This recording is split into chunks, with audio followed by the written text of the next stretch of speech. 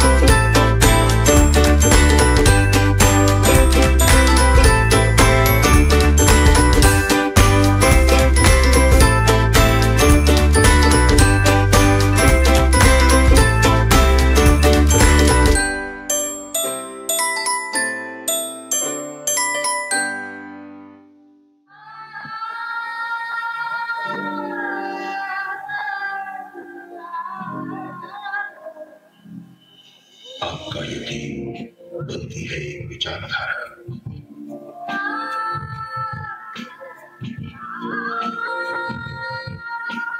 आपकी विचारधारा बनती है आपकी शिव।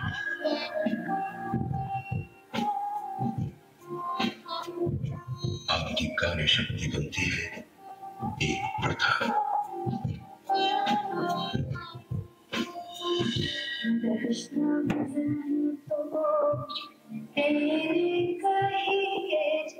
यही प्रथा बनती है हम सबका आदर्श।